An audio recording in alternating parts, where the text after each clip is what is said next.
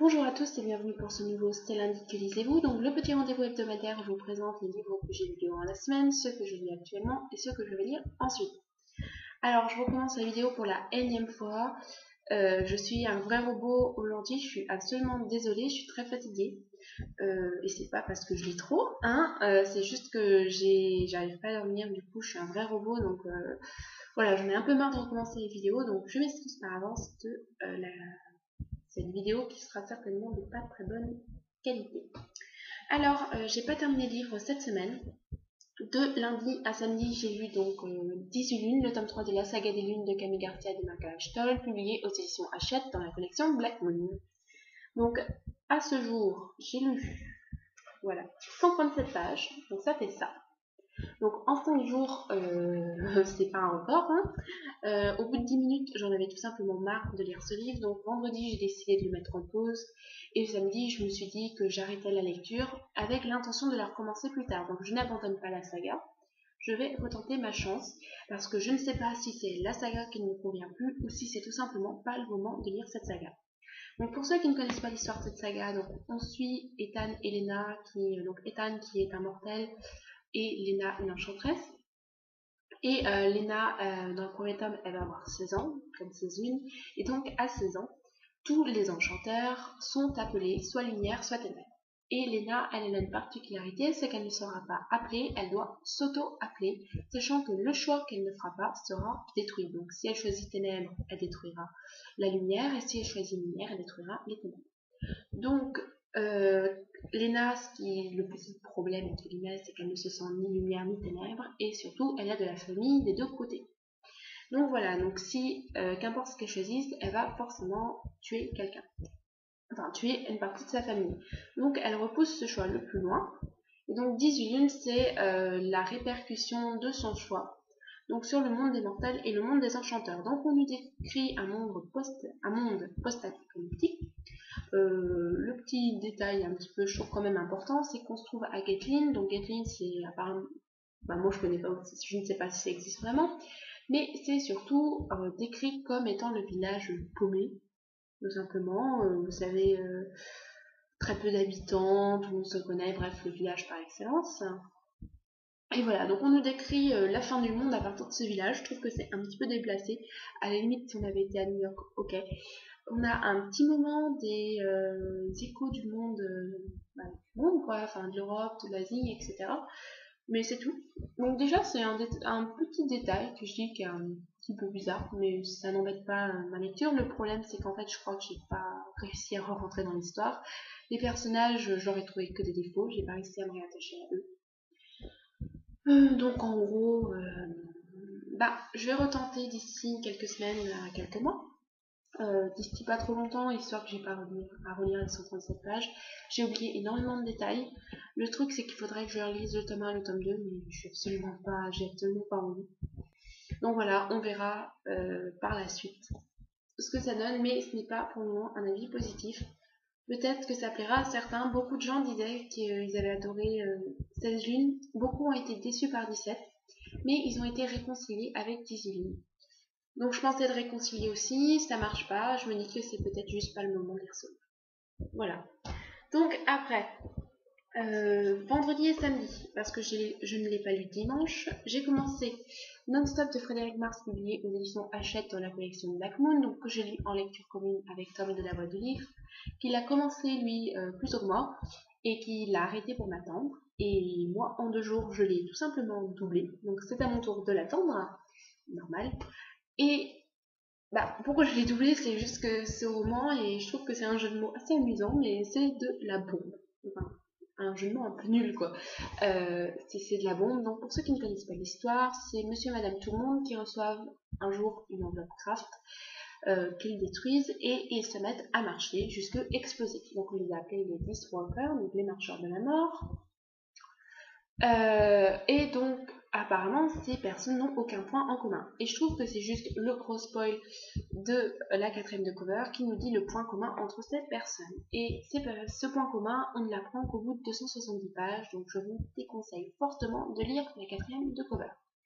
Alors, on y suit deux agents, donc Sam Pollack, qui a perdu sa femme dans l'attentat du 11 septembre et qui a des relations un petit peu compliquées avec sa fille, qui est donc une adolescente de 18-19 ans, et Liz McGerry, donc qui elle est juste la femme à caractère de cochon, vraiment c'est du genre tu me fais chier, je te tire dessus. En gros, hein, c'est pas comme ça, mais c'est j'adore Liz quoi. Et bien entendu, il y a pas une histoire d'amour actuelle, mais une histoire d'amour ancienne entre les deux personnages, donc entre Sam et Liz. Alors, c'est vrai qu'on peut trouver quelques stéréotypes, mais en attendant, moi j'adore, je suis pas non plus énormément de thrillers, donc ça ne me dérange pas. Et j'adore. Il n'y a que la fatigue qui me fait raccrocher ce livre, c'est juste excellent, c'est waouh, si vous hésitez à lire, bah, vous n'hésitez plus, vous le lisez, c'est trop cool. On a des passages à contre-la-montre, j'ai envie de dire, donc là où il y a énormément de suspense, où on est oh, mon dieu, ils vont y arriver.